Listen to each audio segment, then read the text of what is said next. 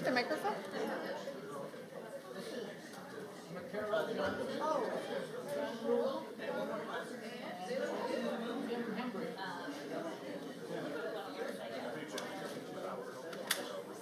Okay, we are going to get started in just a minute. So if you want to grab any last minute refreshments and find your seat, then I'll make introductions in just a moment.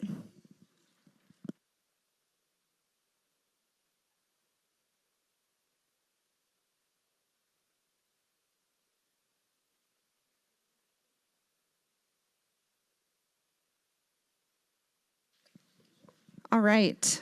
Thank you guys so much for being here tonight. I think I'm going to use this one. So tonight, can you guys hear me okay through that? Welcome again. My name is Jenny Bowersfeld, and I work for Lacey's Public Affairs Department as our community relations specialist. And if you are on an HOA board and I have your contact information, then you probably receive emails from me for education opportunities and resources from the city. If you do not receive emails from me, please let me know or make a note of your contact information if you're a new board member so that I can update my records. That is how I best keep in touch with everybody in our city for HOAs and outside in our urban growth area as well. I appreciate everybody being here tonight. We have some great presentations. We have our Lacey Police Department, our Community Resource Unit is here. So Sergeant Landerwool, did I say that right? And then Officer McClurg is here. They are going to give a just crime prevention, neighborhood safety presentation.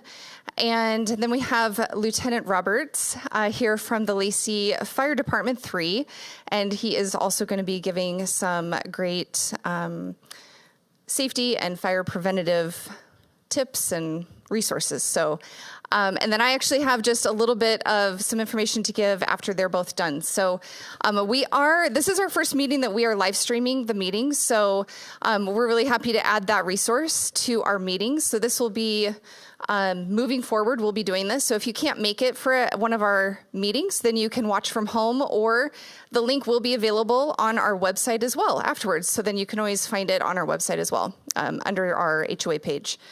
So I am going to pass it over to our wonderful Community Resource Unit team.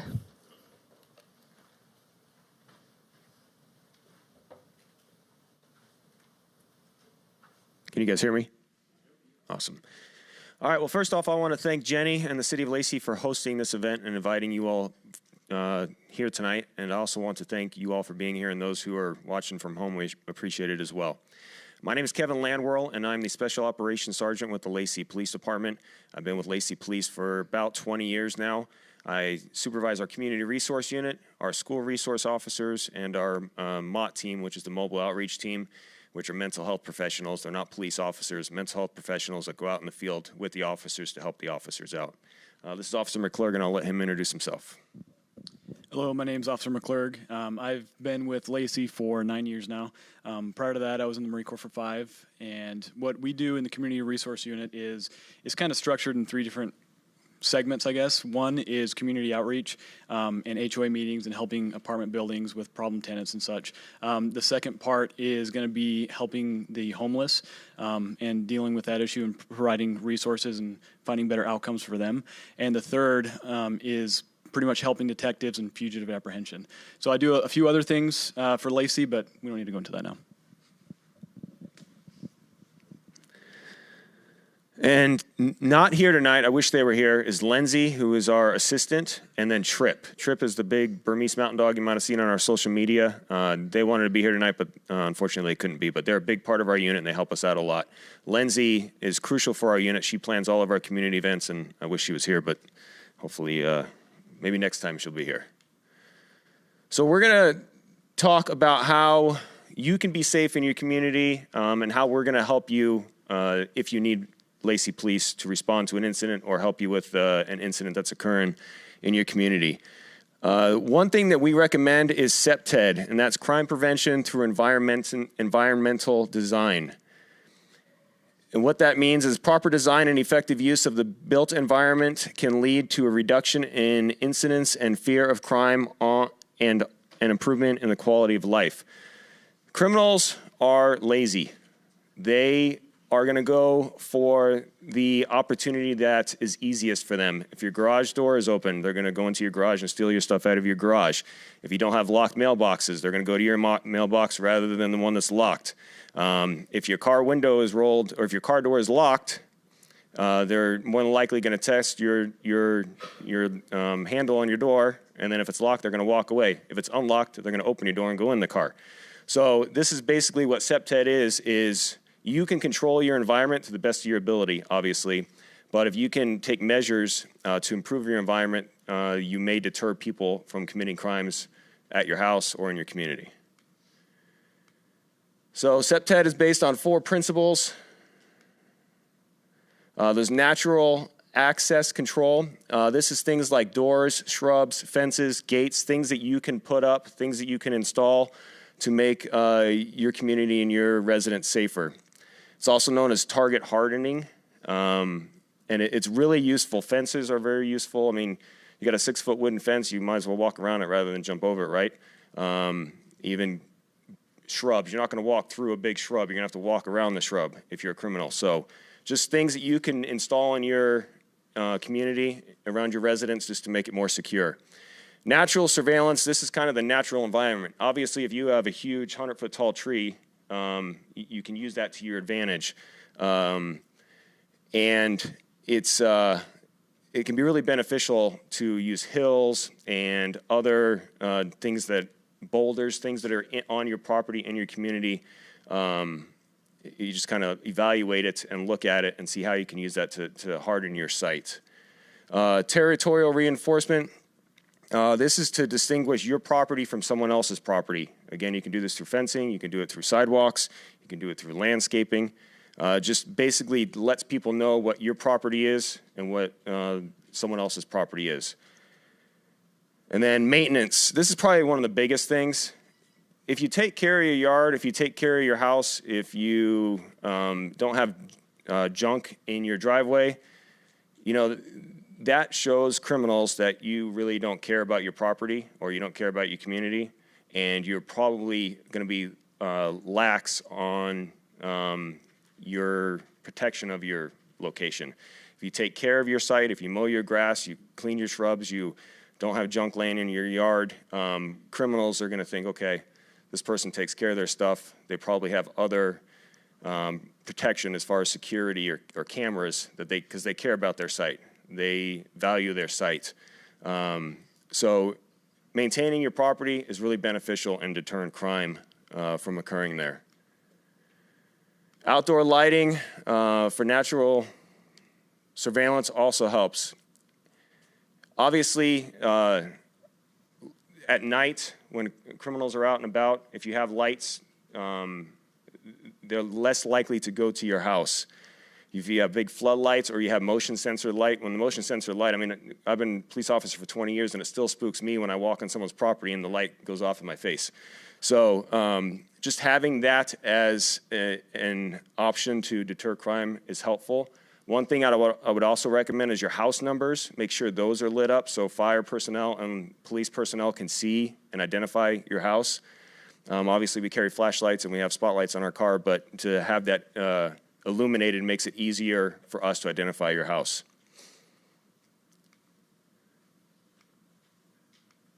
And real quick, going back to landscaping, we recommend trimming bushes 2 to 3 feet and trees up to 4 to 7 feet to prevent the ability for people to hide. If you have a big bush and it covers your window and someone could just sneak behind your window and then break your window out and they have free access to your house, if you would have just trimmed your bush down, it's a visual deterrent that your neighbor could see them break into your house, or you might see them breaking in your neighbor's house if the shrubs and bushes are trimmed. So we just recommend trimming it down so you don't have an opportunity for the criminals to hide. Does that make sense? And I apologize, we're blowing through this because this could easily be an hour-long topic, but we only have 20 minutes, so we're just going to blow through this. Does anyone have any questions so far? Yeah, we can do that. Yeah, I'll get it to Jenny, and then we can disperse it from there. Does that work? Okay.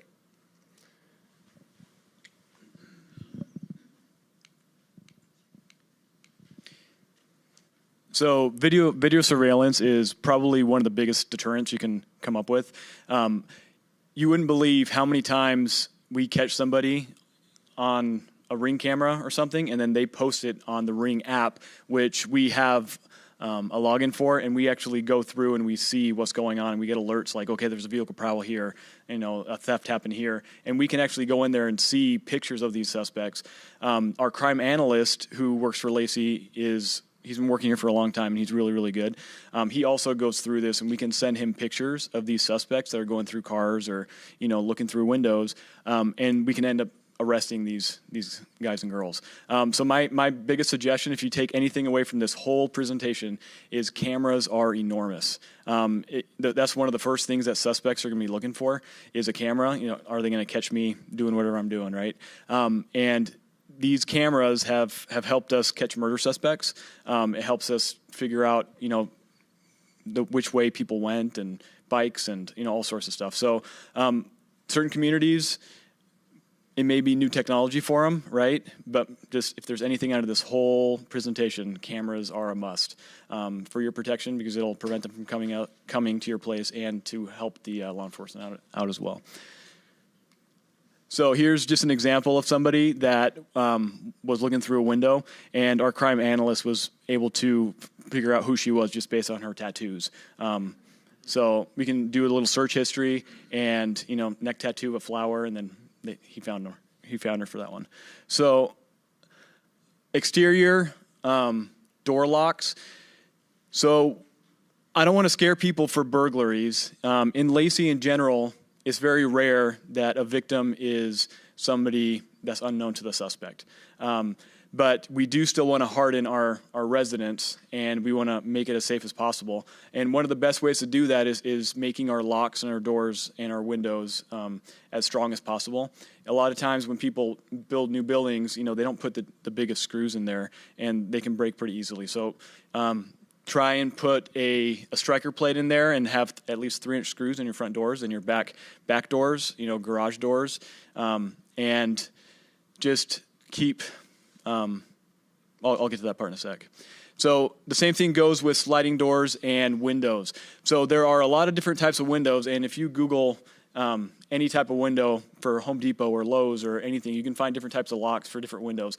And a lot of times people forget to actually secure that or put extra security on that. And a lot of times if it is on the outside of a garage, they may be looking, just like Sergeant Lamberl said, for people that are trying door handles for cars, they may be doing the same thing for windows on the exterior of a house.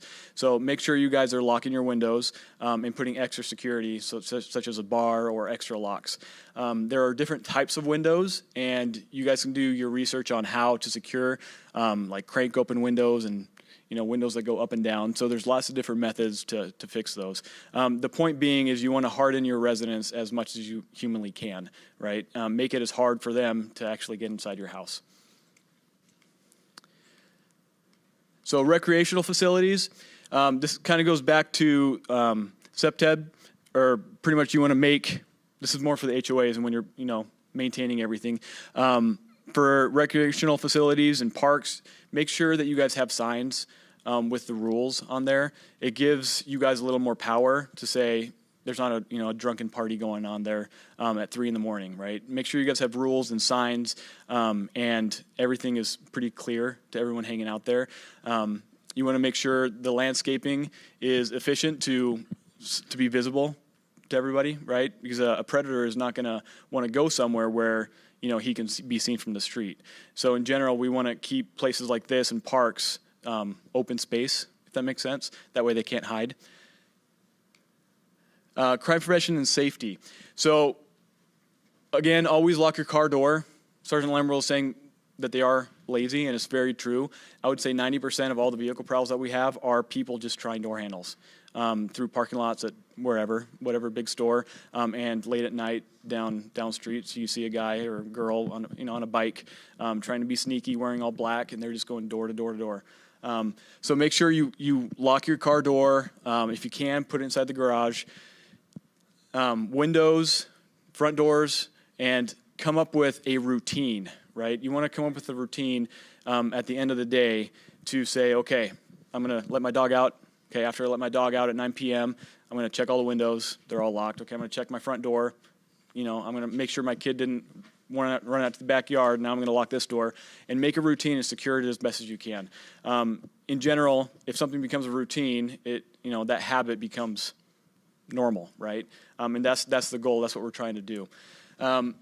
In regards to mail, so when I go to a house and I see mail stacked up at the front door, I think hopefully they're okay inside or they're on vacation.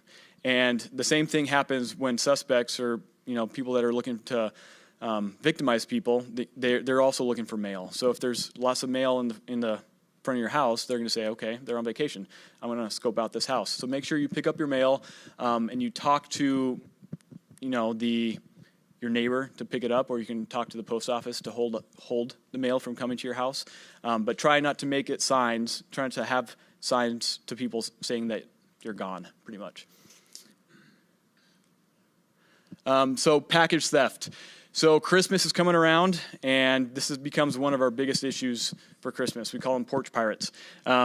So consider having different methods to actually secure your packages. Again, if you're not home, ask your neighbors to pick them up. You can talk to FedEx, or you can talk to the post office and have them hold it at the post office until you get back from wherever you're going on Christmas break or whatnot.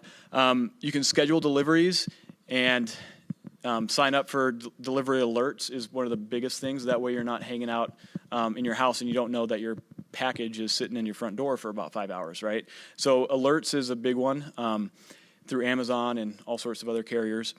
And you can also request other things such as signatures, and some people end up getting delivery boxes at their front door where it's actually locked. I'm not sure what the price is, but it's a big deterrent for criminals. So crime prevention and safety. So there's a big bias in general for all of us, especially law enforcement and when we're driving and all of us, that we always think something's going to happen to somebody else and not me, right? It's pretty much a bias of complacency, thinking that I'm not going to get in a car accident or I'm not going to get hurt at work, and you always see it, but people don't realize it can happen to them. So we have to start changing our mindset to say, this can happen to me, and I'm going to do everything I can to stop it from happening to me. So realize that it can happen to you and take steps to avoid it. Be aware of your surroundings at all times, right? This is where we want to start acting and being vigilant. So I know all my neighbors that go to my one mailbox area, right? If I see a car that's not one of my neighbors that I recognize, I'm like, okay, that's kind of strange.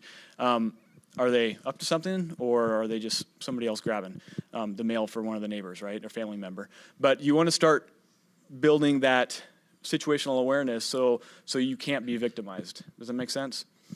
So don't let strangers into your homes. Sometimes we have some people that come to doors and try selling some product, right?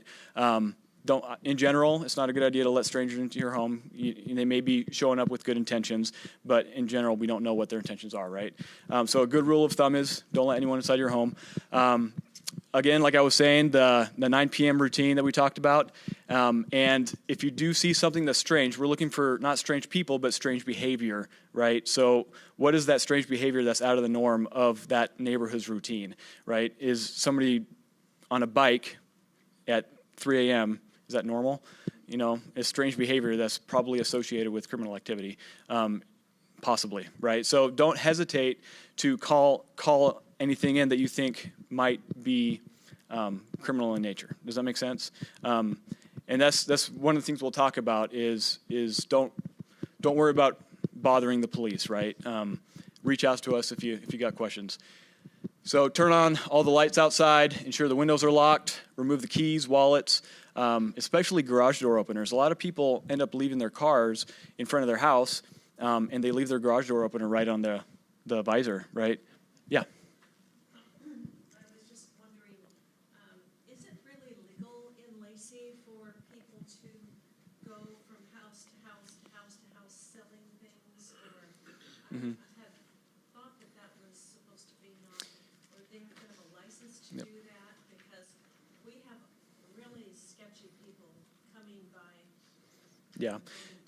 So the question was, is this is for everyone online. The question was, is it legal for anyone to come from door to door to door without having a license? And the answer to that question is yes, you do need a City of Lacey business license to be able to actually go door to door. So that's always the first question I ask when I do talk to these people that are going door to door. Hey, do you have a City of Lacey business or City of Lacey business license? And I would say I've maybe met one person that said they did. I don't know. It's in general, most of the time they don't. So don't hesitate to call us for that. Any questions on this at all? Okay. So again, like we were talking about situational awareness, we want to start changing our mindset to not be a victim. We want to identify hazards. We want to scope out what's going on in our neighborhood and be aware.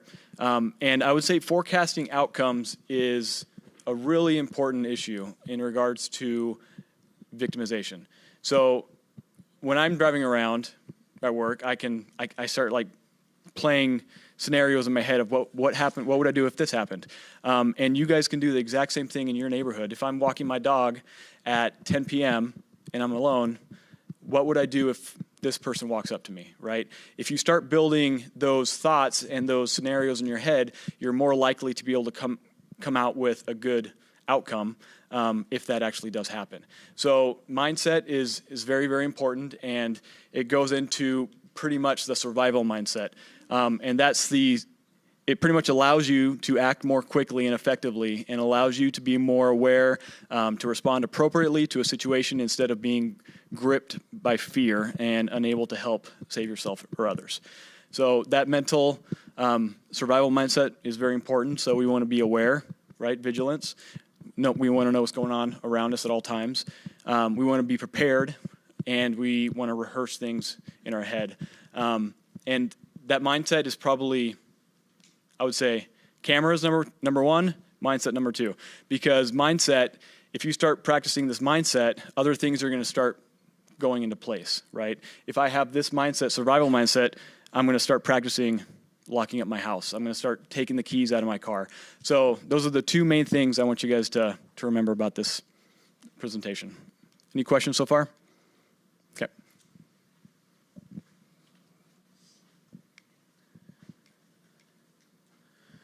Okay, when should you call us? Obviously, 911 is for emergency purposes only. For medical emergencies, for crimes that are in progress. If someone is breaking into your car, that's when you call 911. If someone broke into your car last night and they're not breaking into it now, we're going to get to a different slide. That's a different number. But 911 is for in progress things that are occurring right now to get an immediate response from us. So the non-emergency number is this number, 360-704-2740.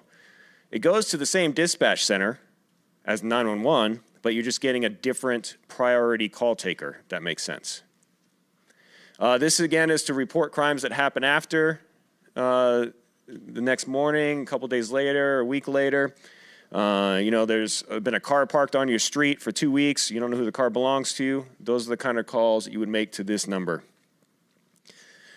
We ask, and our dispatchers ask, that when you do call 911 or you do call this number, please remain calm and please answer their questions. They are not asking you those questions to offend you or to delay us getting there. They just need information in order to provide us so we can respond with the necessary response, equipment, and personnel to help you out. So these are, again, the resources. So Thurston County, TCOM 911, that is our 911 center and our dispatch center. Again, there's 911, the non-emergency number, and then Lacey Fire's non-emergency number. Is that correct? Okay. And there's Lacey Police Department's main office number, the 360-459-4333. That's going to get you to our front office here at the police department. Community Resource Unit, which is myself and Officer McClurg, can be reached at that email. If you have a question that's reference your HOA, you have a question about a homeless person in your neighborhood, you just have a question and you want help, you can email that and we'll get back to you. Lacey 311 submission. You can do this on the City of Lacey's website. It's fairly easy form you just fill out, and you can, if you have a concern, again, you got homeless people in the park, you got a big pothole you think that Public Works needs to address, that would be something that you can reach out to Lacey 311 at, and it will be directed to the department that it needs to go to within the city. We do vacation home checks. So if you go on vacation, if you're going to be out of town, you can just request that the Lacey Resource Unit can respond to your house and check on your house while you're on vacation. You tell us you're leaving tomorrow and you're coming back in a week. A Lacey Resource Unit, which are volunteers, will go out to your house while you're gone and make sure that your house is secure and there's no issues. If there are issues, they call us immediately. We respond, address the issue, and then we have your contact information to reach out to you while you're on vacation to let you know what's going on. And then Olympic Health and Recovery Services. This is a 24/7 support center for mental health. They are also who we contract our mobile outreach team through. So if you're in crisis, if someone else is in crisis, if you think someone's in crisis and you don't know how to help them, these are who you want to call. They're the experts. Excuse me. That number is 360-754-1338. And then we have our Lacey Mobile Outreach Team. They don't work 24 hours a day, but they do work 7 days a week. They're a co-responder team with us. They can go out with police or without police, and they will help you out with any either mental health crisis or homeless issue in the community. You can also report online. Again, Lacey 311 we just talked about. If you want to file a police report online, but you have no suspect information and it's a low-level crime, someone stole your, your pot off your front porch and you want to report it, you can just go to the City of Lacey Police website, go to Police to Citizen Report, fill out the report, you'll get a case number, and it'll be documented with our police department. For public records request, there's information on our website how to do that, but I would ask that you call and ask if you want to report, if you want a public records request. Call before you come in. That way you know what you need before you come in, and you may waste your time by just walking in, so we always recommend calling first. Last but not least, fraud. It is huge. I was just a victim of it last week. So don't give out any personal information. It's pretty self-explanatory. Excuse me. Remove your number and home address from directories if you can. If you type your name into Google, there's going to be some kind of record of you. Trust me. Especially if you're on social media or you have a high-profile job or you have a lot of just information on the internet. Do not give out your phone number, your email, your social security number, your bank information. Don't give out anything. Be skeptical of money inquiries from government agencies. Every once in a while we get the report that the sheriff's office or the Lacey Police Department is calling John Doe because they have a warrant, and unless they give $500 over the phone, we're going to come arrest you. We don't do that, okay? We're not just going to call you and tell you to give us money. It's not how it works. So if someone calls and does that, please do not give them any information and just call us. If they are asking for personal information, again, don't provide it. Ask them to send you written documentation for that. Excuse me. Or say you have, say they call and you're familiar with the company, but you don't quite trust who's on the phone, just hang up with them and call the number that you're familiar with and say, hey, someone just called me from your company. I just want to verify I was talking to someone that actually works there. And then you'll find out if it was a real person from that company. Do your research before sending out any form of payment. Don't pay people in Bitcoin. We've had people lose thousands and thousands of dollars in Bitcoin.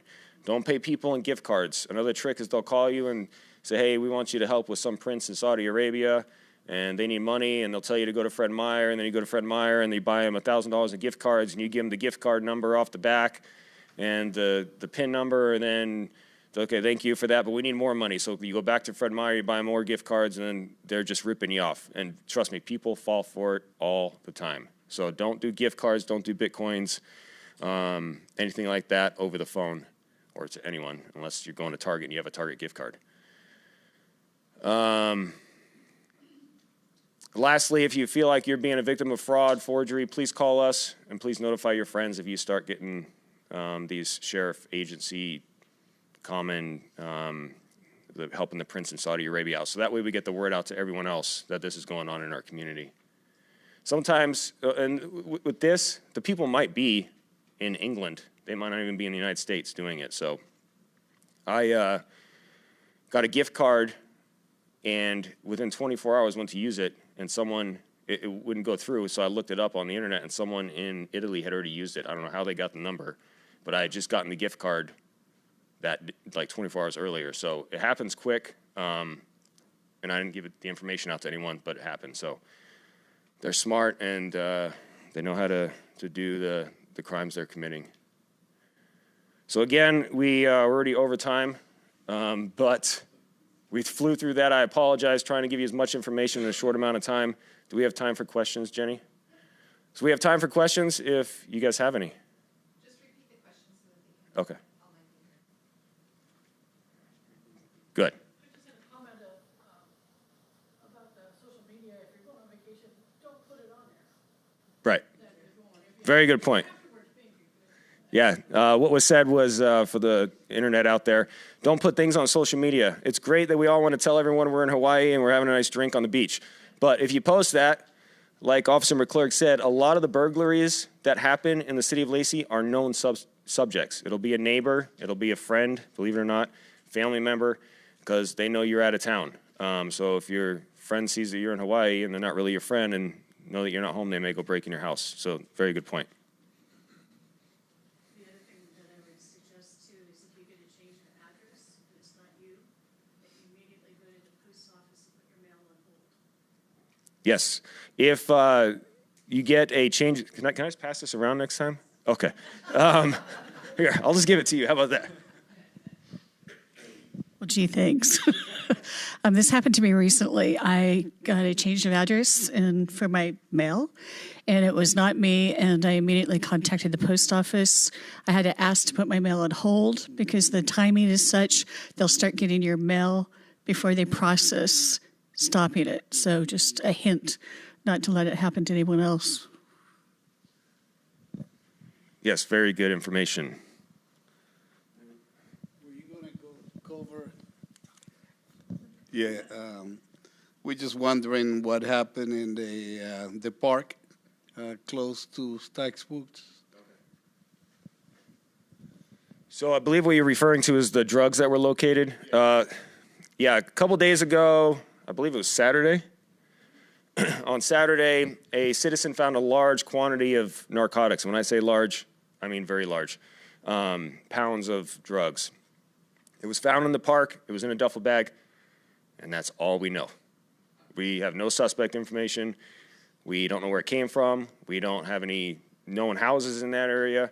We have zero information at this time and zero leads on where it came from. I worked in a narcotics task force for 4 years undercover, and I can tell you I don't know why that was out there. Someone made a huge mistake. That is not common, and it's not common in that area. What park was it? Wonderwood Park. Are you going to be doing more surveillance up there? There's lots of children that play up there. Yeah, obviously Wonderwood Park is a big neighborhood park in the city of Lacey. The police department is doing extra area patrols of the area. We obviously have our parks department who works in the area. They're going to call us if they see anything suspicious. And obviously, if you guys see anything suspicious in the parks, in your community, please call us. Okay, if you think it's suspicious, something's probably going on, right? We will do the best we can at getting there as quick as we can to help you address the issue.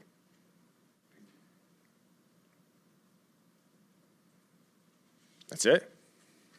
That was easy. Usually we get a lot more than that. All right. Well, you can always reach out to us. Again, our email, we'll send this out to Jenny. Jenny can forward it to you guys. You can have the presentation. I don't think there's anything top secret in here that you can't share with the rest of your members. And if you have any questions, feel free to reach out. We'll help you out. Okay? Thank you. Thank you very much. All right.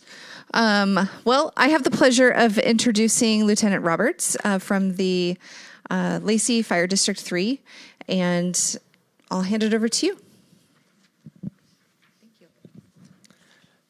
Good evening, everyone. I'm Jason Roberts with Lacey Fire District 3. I'm a lieutenant there, and I have been with the organization for almost 25 years. And I was asked this evening to speak to you about winter hazards. And I thought that was kind of a fun topic to go over because it's not our normal safety message. And so I thought it would be good to review a few things that is kind of our standard message that we always like to do in these type of settings. But then it's also bring up some new ideas that maybe you haven't thought of before. So when I think of winter hazards, the thought that comes to me is we end up doing things that are out of the ordinary. So, for example, if you leave your house and it's icy, you're walking on an icy surface, you're more prone to fall, and maybe you don't normally grab the handrail on your deck or your stairs as you leave.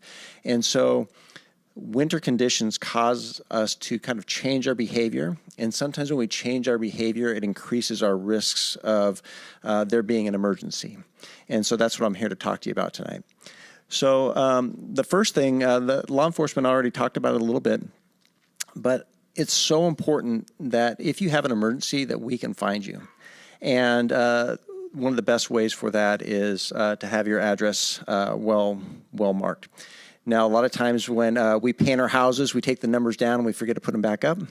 A lot of times our vegetation grows up and it blocks our addresses.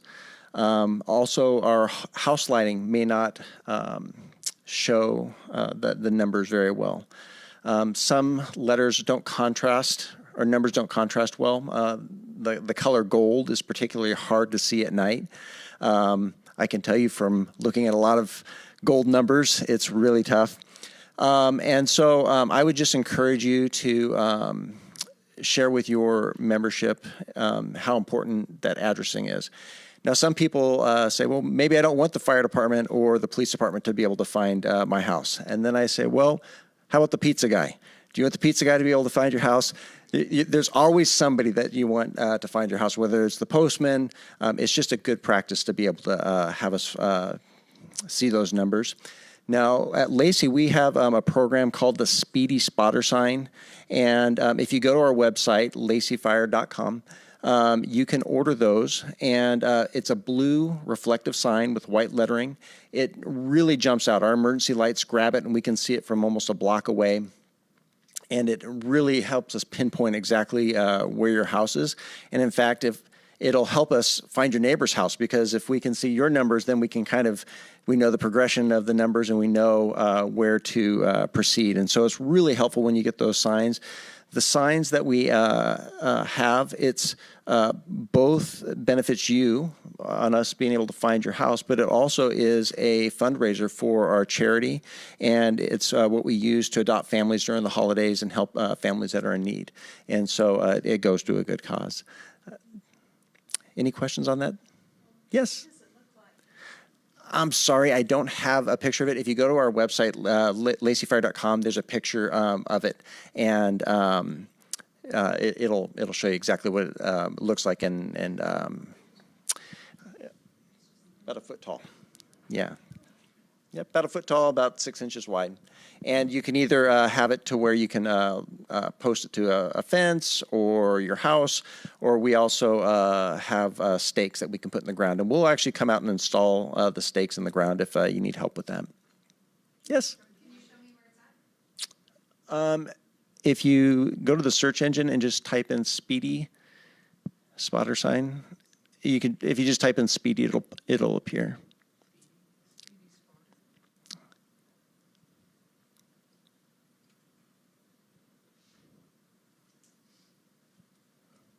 There it is. Thank you. Yes? I have two because I live on a corner lot. I love it. So I have two driveways and two signs. I love it. It makes a difference. It really does. What is the suggested donation? It's $35, and it's $30 just for the sign. Like I said, part of the money goes to the charity that we have.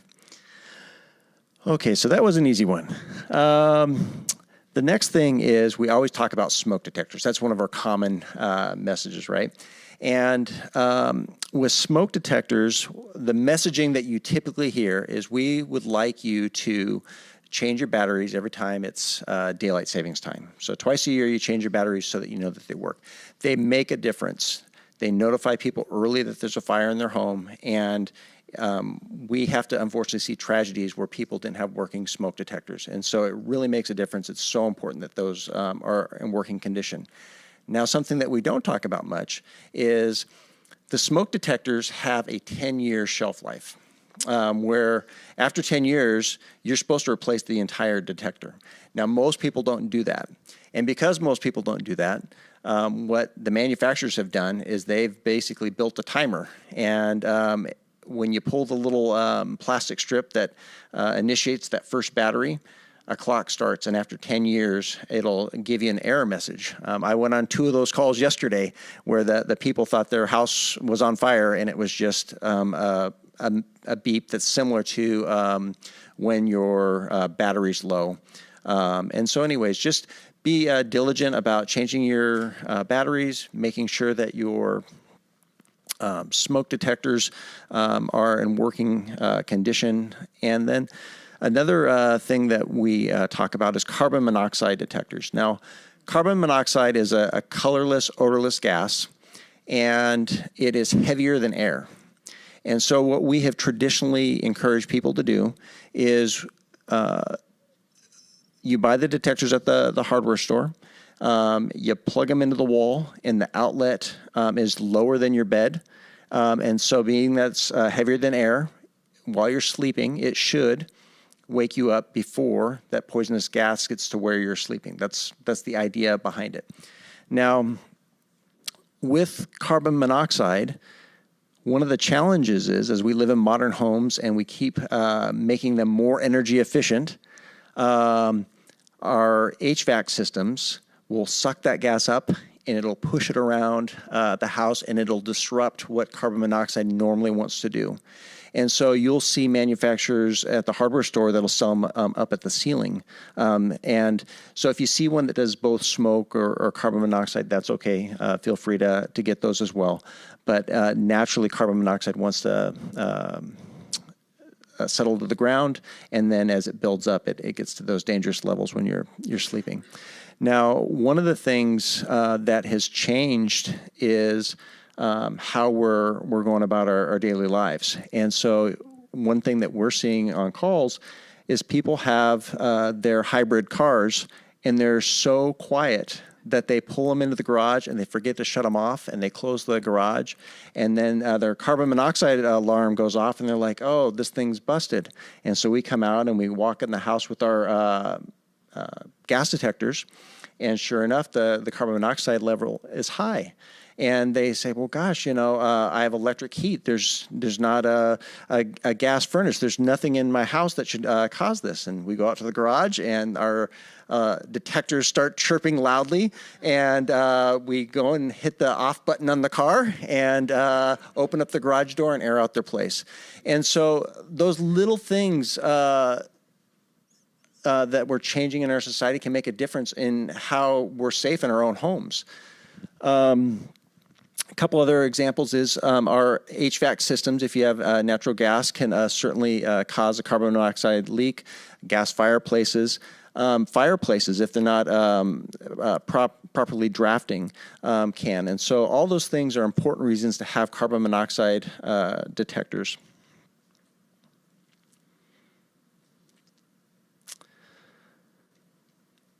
A lot of times we get asked about monitoring companies that watch your property to tell you if you have a fire going on. And what I can tell you from my personal experience, the most important thing is just to have a working smoke detector. And so I'm not here to try to pressure you to, sign up for some subscription service. But what I will say, where I see it in my job, where it's made the most difference, is cooking fires. And you'd be surprised, especially during the holidays, when people are so busy and they're making their meals and they're like, oh, I just need to run to the store real quick, and they leave something cooking on the stove, and then it starts a cooking fire and nobody's home. That alerting does make a difference, and we get there, and it does have an impact. We've saved a lot of homes because of that. But the most important thing in your house is you, and just having a working smoke detector, if you're in it, is going to keep you safe. Like I said, whenever we do something different, that's when the risks increase. A good example is power outages. So as we have power outages, one of the things that people like to do is light candles. And candles are incredibly dangerous, and they really have to be watched carefully. I'll tell you a personal story. So here I am, a firefighter, and I like to believe that I do everything I can to keep my family safe, but my wife lit a candle when we had a power outage, and it was on our kitchen counter, and she decided she was going to let the dogs out.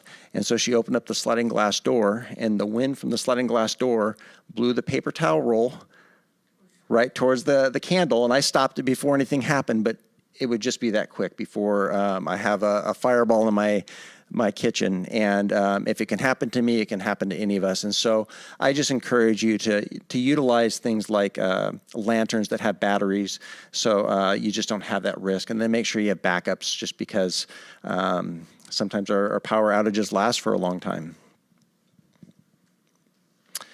Another thing is when we lose power, often people use their fireplaces. And so much of what we do to keep safe is about prevention. And so with our fireplaces, it's really important that they get an annual cleaning and inspection. And as people have fires, that creosote builds up, and we can have a chimney fire, which in itself is dangerous and can lead to a fire. But the other thing is, as our houses age, the pipe or the brick in the fireplace can deteriorate, and it's important to have someone that's trained in servicing those take a look at it to make sure it's safe. As a firefighter, one of the hardest and fastest moving fires for us is when a fire gets in the attic, and that's where a fire from a fireplace goes first.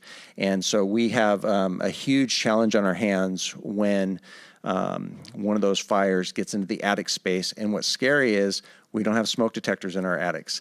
And so a lot of times the fire is very advanced as people are sleeping down below before the smoke reaches one of the detectors down below and notifies the family. And fortunately, so long as they have working smoke detectors, they generally get out. But by the time they're notified, the house is really well involved, and it's a very scary experience for those that have to live through that.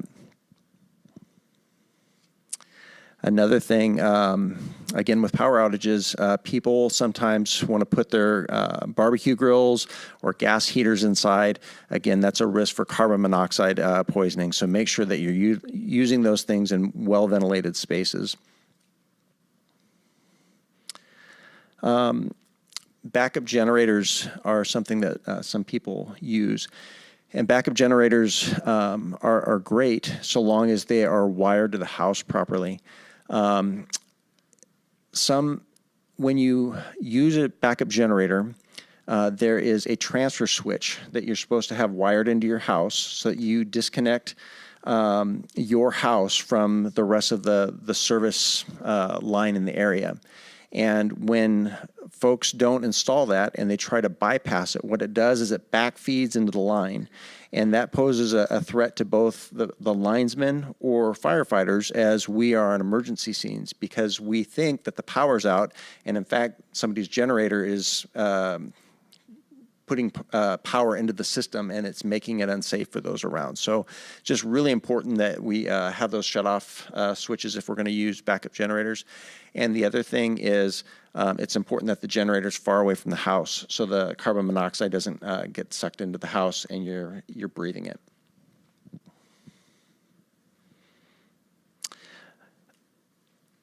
One thing I wanted to make you aware of, we take a lot of pride in getting to emergencies as quickly as we can, but snow and ice changes our response.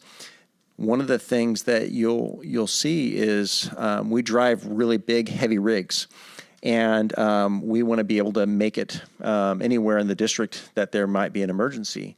And so there'll be a point where the roads are looking pretty clear, and it looks like we should have no trouble traveling without chains on, but you'll see us going with our lights and sirens on with 25 miles an hour with our chains on, because we have to get into those hilly areas and shaded areas and those back spots that are really tough to access.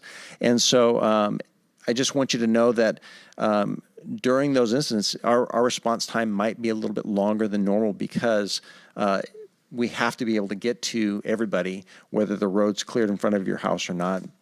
And then another thing is as firefighters for Lacey, your firefighters are either EMTs or paramedics. And so we have medical training, and 80% of what we do is respond to medical calls. And so if there is a call at your residence or a neighbor's residence, when there's snow on the ground, it impacts our ability to get a gurney into the house. And the gurney's wheels are only about 3 inches tall, and if you have a foot of snow on the ground, we have to shovel the driveway or make a path to be able to get the folks in and out of the house. So I just want you to understand, maybe you don't have the ability to shovel your driveway. Maybe you do have the ability and you can shovel a neighbor's driveway. It makes a difference when there's an emergency on how we can access our patients. Along those same lines, it's important to know where your water shutoff is.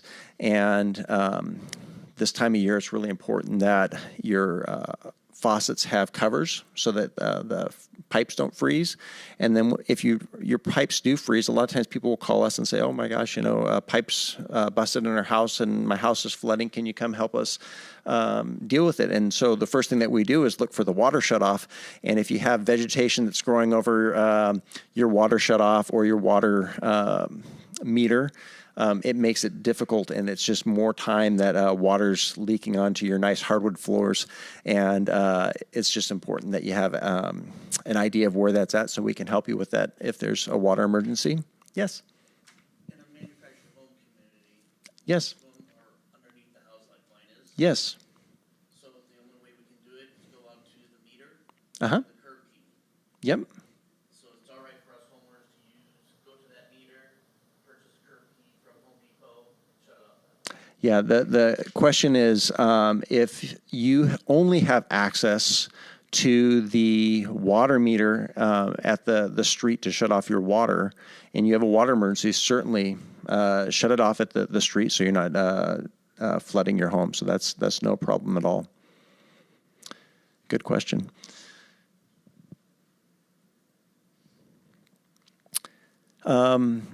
It's important for us when we respond to your homes that you leave adequate access around your electrical panel. One of the first things that we do when there is a fire is we shut the power off to the home, because so long as those lines are charged, it can continue to feed the fire.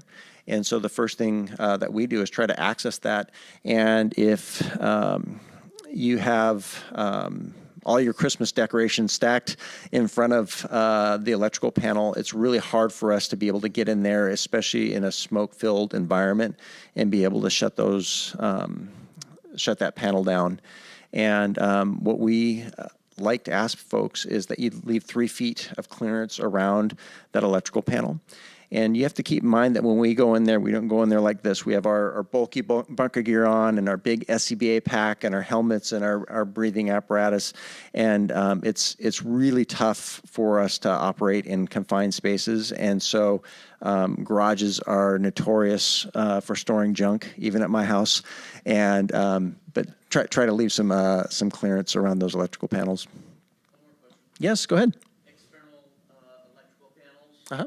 Don't put paddle locks on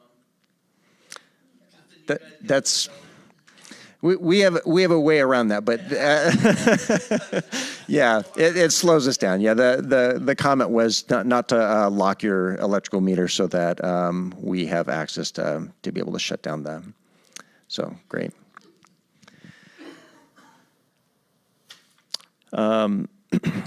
One thing that we encourage people to do is also be self-sufficient and have adequate water, food, medication available in times of emergency. And we forget sometimes that a lot of us have a pantry or a little space in our garage, and so our emergency cache often is a little bit bigger than we give ourselves credit for. And so we're not asking for you to go out and buy out the grocery store, but just make sure that you leave a few extra cans of some protein and some carbs so that you have a way to get by if the grocery store doesn't have a way of doing transactions. It makes it kind of tough to access food. And then obviously we all need water. One thing that people don't think about, though, when they think about their needs is oxygen. And so we have a lot of folks in our community that are on oxygen machines. And when they lose power, the oxygen machine no longer works.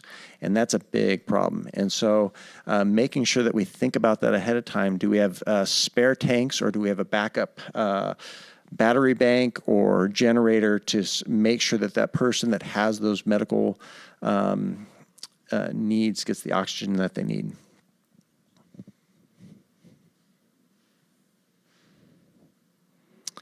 Okay, I see I'm getting close to the end of my time, so I don't want to take too much of your meeting, but a couple things that I wanted to point out to you that are important for emergencies. Number one, over there, we have some free goodies, and one of the goodies over there is what's called the Vial of Life. Now, if we run out and you weren't able to get one, again, just go to laceyfire.com and you can print it out. And what the Vial of Life is it's a program that we have where you write down who your doctor is, what your medication is, what your medical history is, and if you or a loved one has a medical response at your house, we can grab that sheet of paper and we can scoop you up and leave in a hurry if we need to. And where we tell people to put those is in their refrigerator door, okay? And so, or you can post it to the outside of your refrigerator. But when we have an emergency, even if you're by yourself, we're going to go look at your refrigerator and we're going to see if you have one of those. And you'd be amazed at how many people in our community are using that. And it really makes a difference when time is of the essence and we don't know you. And that sheet of paper gives us the information that we need about you. Another program that we have is called Community Connect. There's a bunch of business cards over there with that information. And what Community Connect is it is information about your personal living situation that you'd like the fire department to know if you have an emergency at your house. So you can tell us where your water shutoff is. You can tell us how many people live in your house. If you have kids, if they live upstairs. You can even take a picture of your pet dog or cat and post it on there. So if you have a fire, we know who we're looking for. So it is a program that is electronic, and it's something that we can access as we're responding to your home. We only use it in emergencies. And the information that is stored in there is all encrypted, and it's very similar to like when you use your online banking. Okay, and so I would encourage you to take advantage of that or tell your neighbors about that. And then the last thing I'd like to close on before I take any questions is we have a program called Community Emergency Response Team. It's called CERT for short. And what CERT is it is a program where the fire department offers a free, it's through FEMA, it's a free class that we help teach, and it helps you prepare your neighborhood for emergencies. And we teach you how to do search and rescue, we teach you how to do basic first aid and how to put out small fires and that type of thing. And the idea is we would like our neighborhoods and our communities to be able to self-mobilize if we have a large natural disaster.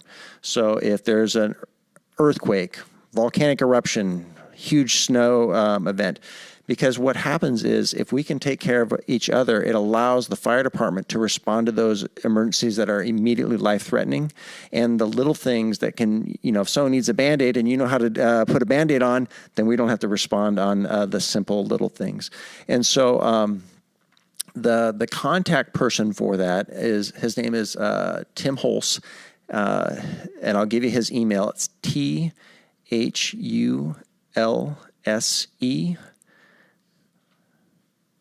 @laceyfire.com.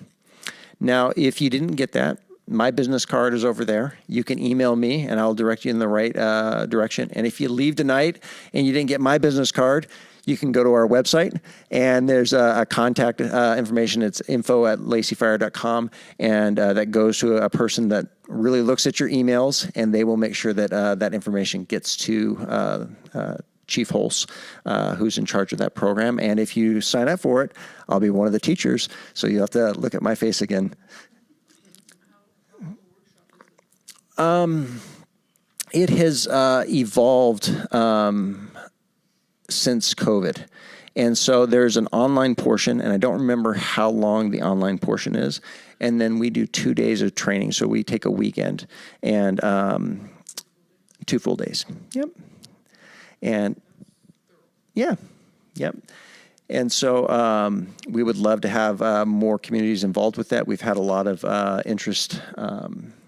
We've been doing it for many years now, and it's something that I think is a great program. That's all I had for the presentation and for my 20 minutes that ran a little bit long. Does anyone have any questions for me? Yes.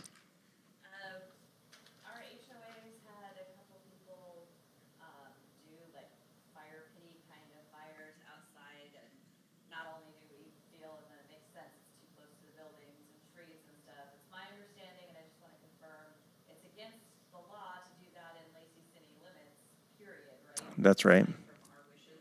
That's right. Kind of printed material that we can like be able to give to owners so they believe us. Sure. So I have to think of the acronym. It's called ORCA. It's the Clean Air Agency. So it's OR. Thank you. So they are the ones that are responsible for enforcing the no burning in the cities of Olympia, Tumwater, and Lacey. And they are who you'd submit a complaint to. They're the ones that have the authority to give fines when people don't comply with those rules. Where the fire department comes in is we do not enforce people that are having a recreational fire when there is no hazard. But as soon as there is a hazard, then we have a right to step in and tell them to put it out or do whatever we have to keep our community safe. And so that's kind of the differentiation. If it's breaking a city rule or it's a pollution issue, then ORCA is the one that's responsible. This time of year, the hazard isn't as great because it's a lot damper. But come July, the fire department is telling a lot more people to put fires out. So that's what it really comes down to. Yeah. Thank you. Mm-hmm. Yes. One of the things too you can add to that is people whose chimneys, like their pellet stoves or their wood stoves, aren't properly vented. And if you see smoke, that's going in your lungs. Yeah. And so they need to be reported so that they're educated on how to change their devices. Yeah, So the comment was just in regards to fireplaces or wood burners that aren't properly vented. Orca, again, is the proper agency to report that to. Sir, you had your hand up. Yes? Just questioned whether you had a differentiation between firewood pits and gas burning pits. There's a lot of gas burning pits. Yeah, I don't know the answer to that question for the cities. The main focus has been the wood burning. I don't. For example, you can use a gas fire or gas barbecue without any issues, and I don't think that the gas fireplace would be an issue. Yeah. Orca says gas and charcoal is all. Gas. Oh, it's allowed. Okay. Yeah. Thanks. Anything wood or paper. Yeah. Okay. Yes. Basically, the smoke detectors, the alarms themselves. In the previous areas, is that what is the proper disposal for the smoke detector? Because some of them would have the radiation bar in it. So you dispose of it as regular trash, or do we take it somewhere? That's a good question. I would refer to the Hazo House, the Hazo House at the landfill. Yeah, yeah. Along those same lines, though, a question that we get asked frequently is how to dispose of old fire extinguishers, the dry chem fire extinguishers, and I've talked to them many times about the Hazo House, and it is okay for you to discharge that extinguisher into a garbage can and then throw the dispensed extinguisher in the garbage. They just don't want the pressurized extinguisher in the trash. They want it to be discharged first, but there's no hazard to the environment with that. Yes, sir. How often does the fire department hold certification courses? We generally do it twice a year. And how do you notify the citizens that you're going to be running the classes? Well, Chief Holst is the one that will reach out to you. If you show interest, he'll reach out to you. I think it's mainly been just done by word of mouth. Yeah. Yes? Yes? You had mentioned how dangerous it is, fires in attics. Yes. How does that usually happen, and how do we prevent fires in attics? Yeah. The question was regarding my presentation and the idea of having a fire in your attic. And in my presentation, what I was referring to specifically is fireplaces that aren't well maintained, and there's maybe a breakdown of the chimney, and the fire extending from the chimney into the attic. But there's other ways that it can happen too. For example, a common thing that we've seen is someone goes outside to smoke, and they throw their cigarette into the beauty bark, and the beauty bark catches the siding on fire, and that goes up into the eaves, and then the attic catches on fire. So there's, or you could have an electrical fire up in your attic, because there's a lot of electrical lines that run up there, and if someone nicks a line or does some wiring that doesn't meet code, that can cause a fire. So there's lots of ways that you can get an attic fire.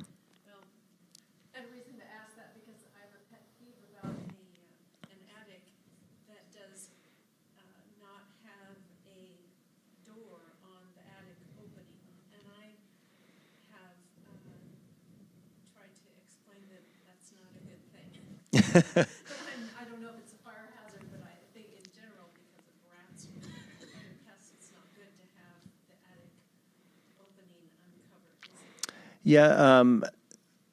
Again, for the folks that are online, the question is about having attic openings, and it's so important that we keep our attic spaces concealed, and that's why you have sheetrock on them, or the scuttle hole that goes up into your attic, or the attic door should have a fire rating and should be left in the closed position if you're not up in there. And the whole idea is if you have let's say a bedroom fire, and that bedroom happens to have the attic access, what would just be one room that was affected, all of a sudden you could lose the whole house because it gets up into your attic. And so it's just so important that we try to keep those attics sealed from any opportunity for fire to get up in there. Yes, sir. You mentioned early on that there was a carbon monoxide problem with EVs, and I'm not sure I understand how an EV. Not EV, hybrid. Hybrid. If I said EV, I apologize. Hybrid.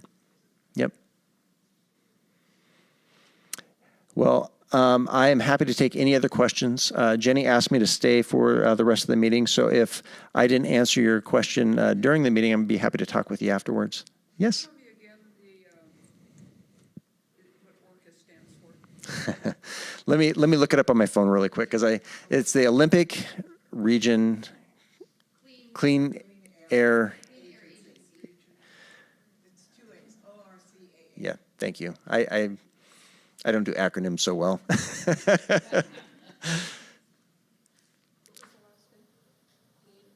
Agency. Yeah. Yes. Sorry to be talking so much. No, you're fine.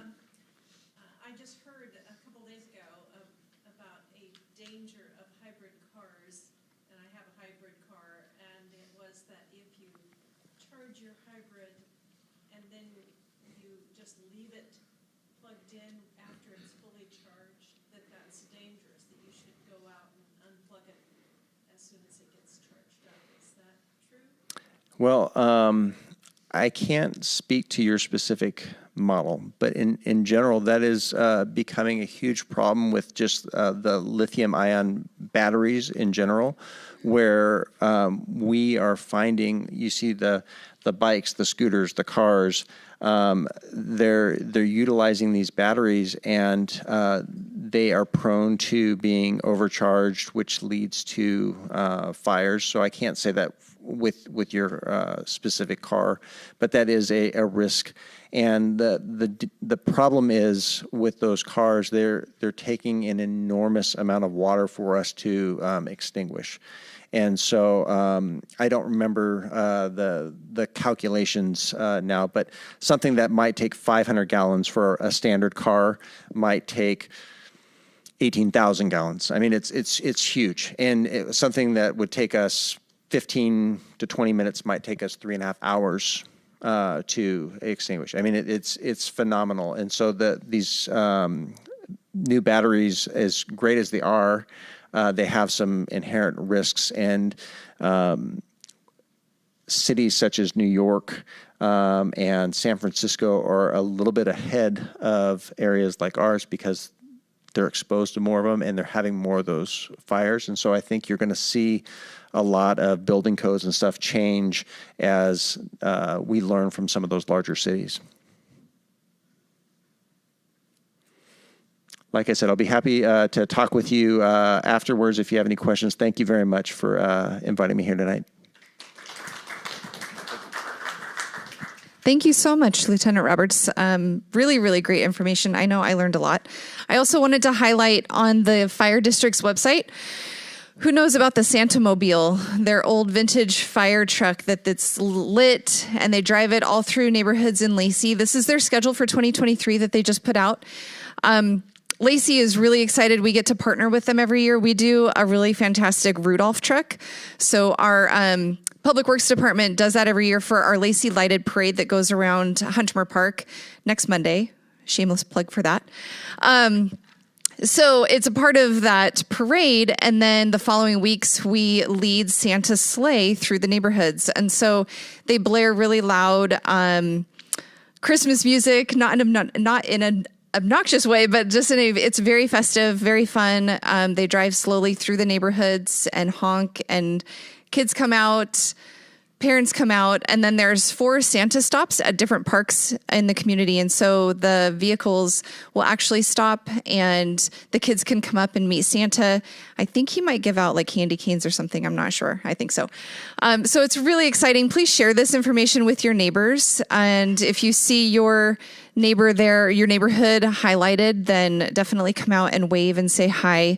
But if your neighborhood is not listed, I encourage you guys to tell your neighbors and come out to one of the Santa stops so that you can take part in the fun. It's really great. Yes. Yes, sir. So the question was, what is the time? The convoy leaves the fire station at 6 o'clock, and there's fire trucks with them and everything. And usually the Santa stops, they will be there around 7 p.m., 7 or 7:30. And then, we're usually done by 8. So it's great. It's really fun. And I think that the Jubilee area, they actually have lighted golf carts that go in their neighborhood too. So it's a really long convoy. So very fun. I'm going to run back and just put up a couple of slides that I wanted to mention too briefly before we end. So 1 second. There we go. I just wanted to touch really quick. This is not my area of expertise, but since I had you guys here, I just want to make sure that everybody, as we come into winter months and possible snow, definitely ice, that you all are aware of just how the city handles that and let you know of the resource. So we have a website, cityoflacey.org, snow and ice. So this is really high level. If you have additional information that you would like, you can contact our Public Works Department. But basically, when we have a cold weather event such as snow or freezing rain or something like that, our Public Works Department, they're fantastic. They try to get out there and get it as early as they can, plowing, sanding, de-icing through the night. We do the best we can with the resources we have. So we are not... our public works director is from the city of Spokane originally. And they have, as you can imagine, a much bigger winter.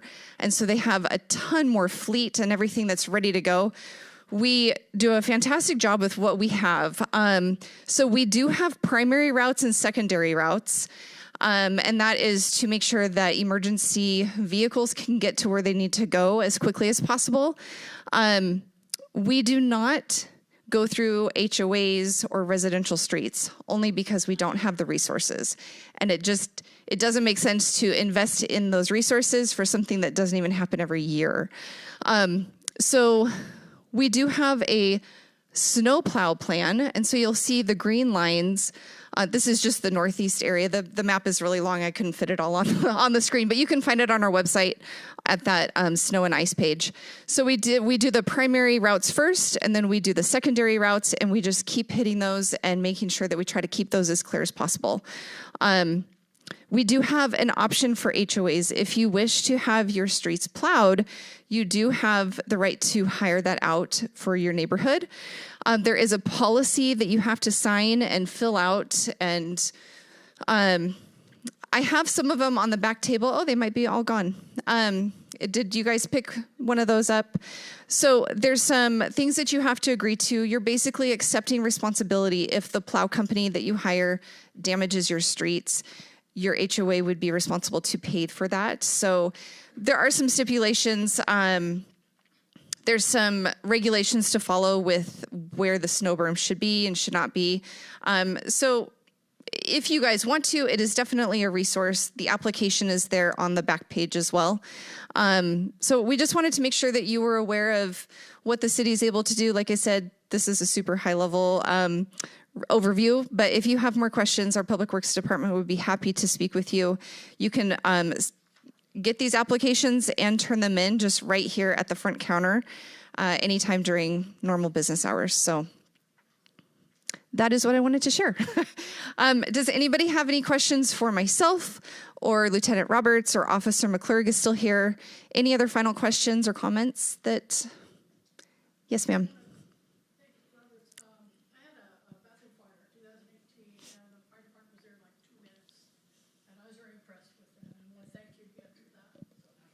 Lacey Fire just got props for their quick response times. Any other questions? I'm going to bring this microphone over to you, sir, so that we don't have to repeat. I just wondered, and I think I know the answer, but this is available online afterwards, right? Is there any problem with sharing it with other people? No. Okay. Yep. Anybody else? Now that you know you have to hold the mic if you have questions or comments. All right. Well, that concludes our meeting. I really appreciate you guys coming out. And just a reminder, if your HOA had a grant issued to you this year, you have 1 month to turn it in, your paperwork for that. So I need to receive receipts and projects need to be paid for by the end of the year. So last day of December. So you can come and chat with me if you have any questions about that. Our next meeting is probably going to be, we'll be in the new year.